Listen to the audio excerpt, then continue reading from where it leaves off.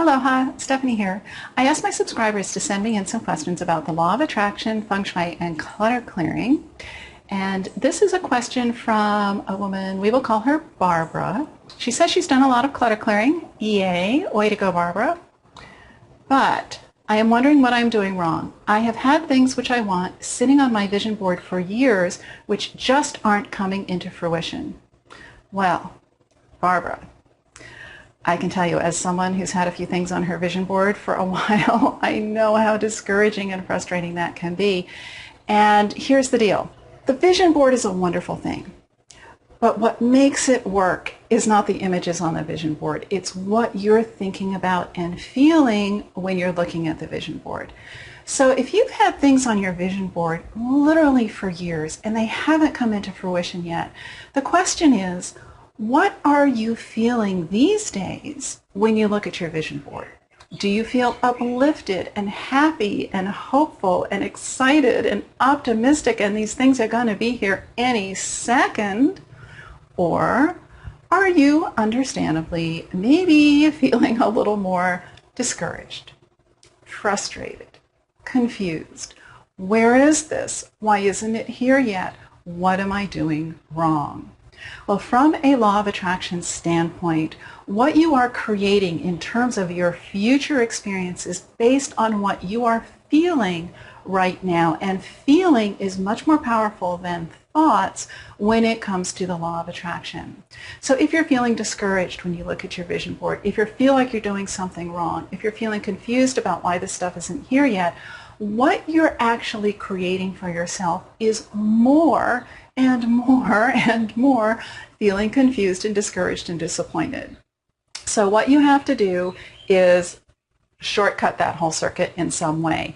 Now, if you've literally had the same vision board for a while, I would recommend chucking it. Just, if it's on a piece of paper or cardboard, I would just fold it up and stick it in the trash.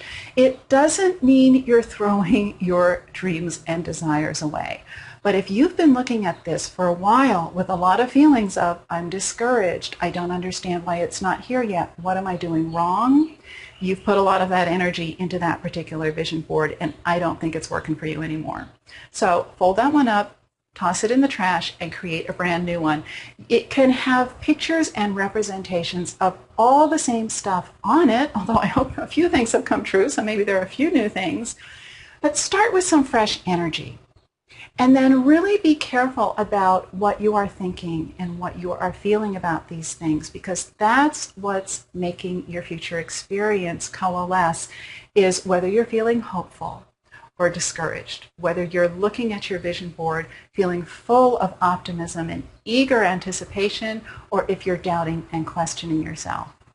Okay, so a couple of practices that might be very helpful for you is we don't want to just ignore the fact that there's some feeling discouraged and frustrated going on, because that just tamps those things down inside and they fester in there. So we want to acknowledge what we're feeling and then release it and move on and try and reach a more hopeful place. So something that could be very helpful for you would be acupressure tapping. The emotional freedom technique is wonderful for getting you out of feeling in a negative headspace, like when you're feeling discouraged, when you're feeling unhappy, when you're feeling frustrated, when you're feeling confused. It's very, very useful for acknowledging and then releasing those emotions, and in their place you can choose to feel a little bit better. So baby step by baby step, the more you can inch your way up out of frustration, discouragement, and feeling you're doing something wrong, back into that place of hopeful anticipation that you were in when you first made a vision board. That's going to help you tremendously.